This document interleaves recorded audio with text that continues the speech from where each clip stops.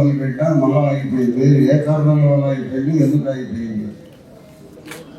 అది మేనేజ్మెంట్ దగ్గర ఉంది సార్. సబ్స్టేషన్ మేనేజ్మెంట్ గారి దగ్గర ఉంది సార్. సబ్స్టేషన్ గురించి ఎందుకు ఆపినా కన్స్ట్రక్షన్ 80% కంప్లీట్ అయ్యి అది ఆగిపోయింది. కానీ మళ్ళీ ముందు పెట్టి కట్టేటప్పుడు మళ్ళీ ఎందుకు ఆపడం జరిగింది? కారణం ఏంటి?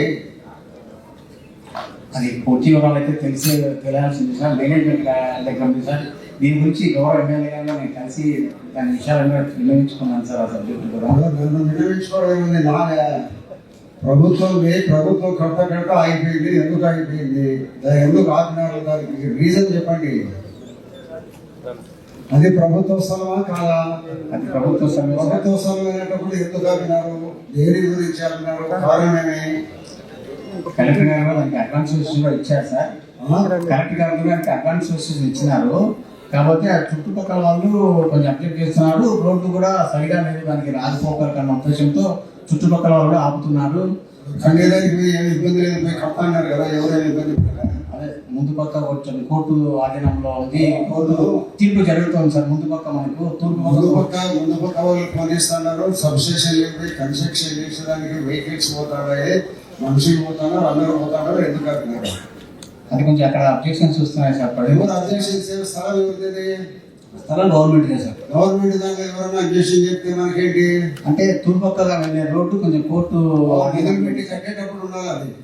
అది ఆ రోజు మొదలు పెట్టి స్టార్ట్ చేయాలి, కట్టేటప్పుడు ఉండాలా.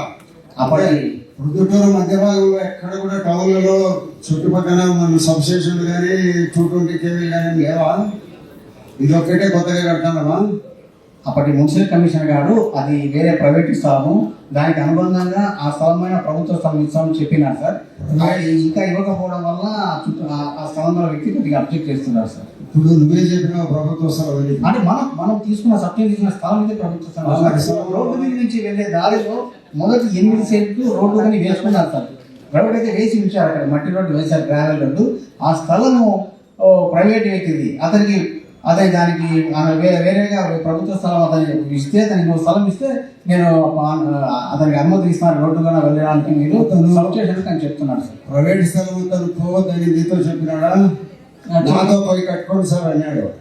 నేను స్థలం ఇస్తాను, నాకు ఆల్టర్నేటివ్ స్థలం నాకు ఇవ్వండి. మనం దాంట్లోకి పోయి కట్టుకునేదానికి, వెహికల్స్ పోయేదానికి, లారీలు పోయేదానికి ఎలాంటి ఇబ్బంది లేకుండా తను పోలీస్తున్నాడు.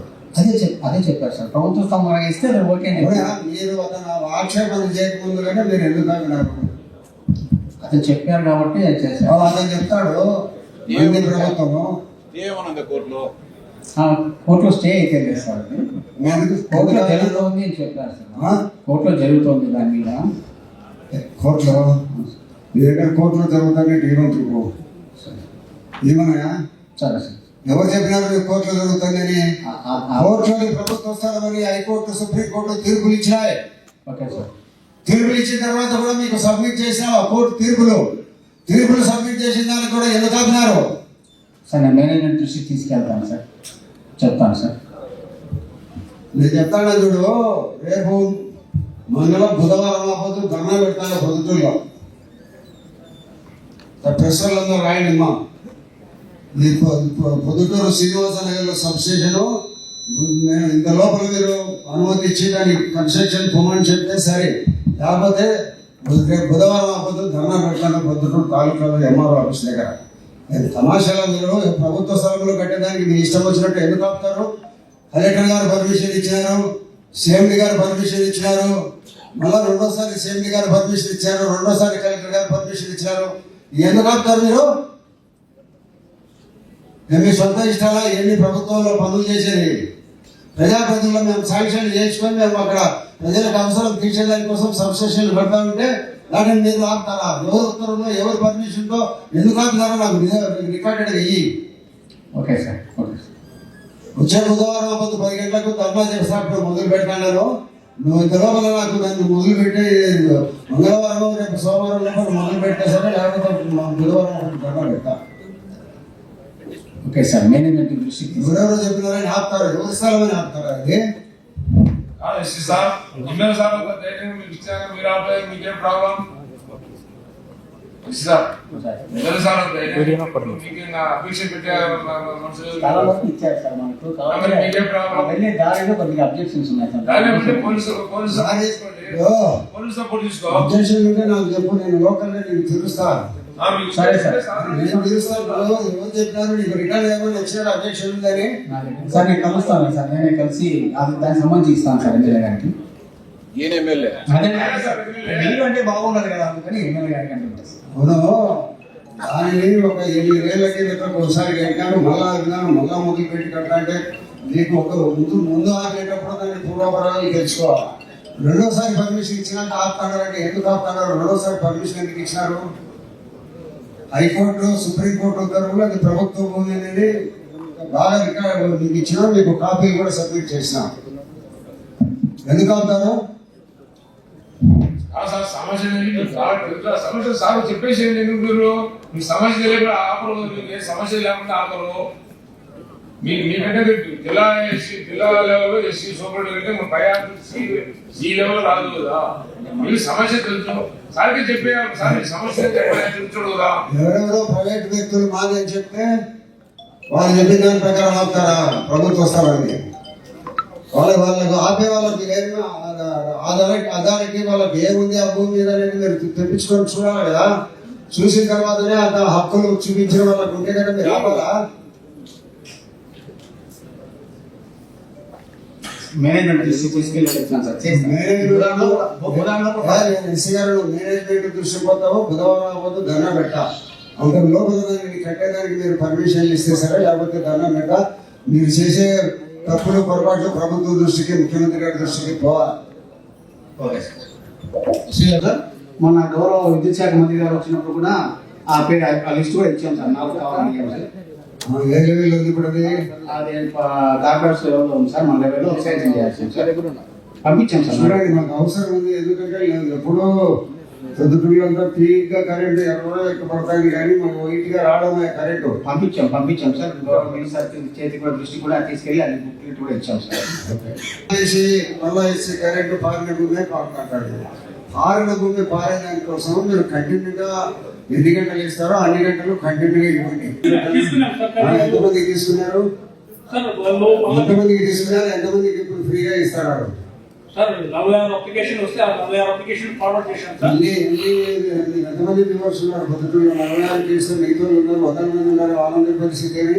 వాళ్ళు కన్వర్ట్ చేసుకున్నారు సార్. ఈ హ్యాండ్ గ్లోవ్ మాట్లాడుతున్నారు సార్. మిగతా వాళ్ళు ఆలోచన కన్వర్ట్ అంటే 226 కావాలనేసి హ్యాండ్ గ్లోవ్ మాట్లాడుతున్నారు. 500 యూనిట్లకు ఎంతమందికి ఇచ్చినారు పొద్దుటూరులో? 46 మందికి ఇచ్చాం సార్. 46 ఎంతమంది ఉన్నారు వ్యూవర్స్ పొద్దుటూరులో? సార్ 800 ఉన్నారు సార్. కానీ వాళ్ళు ఎందుకు ముందుకు రావడం సార్. నేను ముందుకు రాకపోతే మీరు కూడా వాళ్ళ ఇళ్ళ దగ్గరికి పోయినాం సార్. అప్లికేషన్ ఉచితంగా ఇస్తామంటే వాళ్ళు ముందుకు రారా? అవును సార్. ఎందుకు రా ఉచితంగా ఇస్తామంటే? సార్ అది కేటగిరీ 3 కింద మార్చుకోవాలంటే ఏ కింద మార్చుకోవాలా? లేదు మార్పించి ఫ్రీ కరెంట్ ఇవ్వకుండా మీరు అట్లే వాడు కంటిన్యూ చేస్తారంటే వాడు కట్టుకుంటాడు. ఆ డబ్బు గవర్నమెంట్ ఫ్రీగా ఇచ్చినా కూడా లేదు సార్. యాక్చువల్లీ మేము అడిగినాం సార్ అప్లికేషన్ ఇవ్వమని.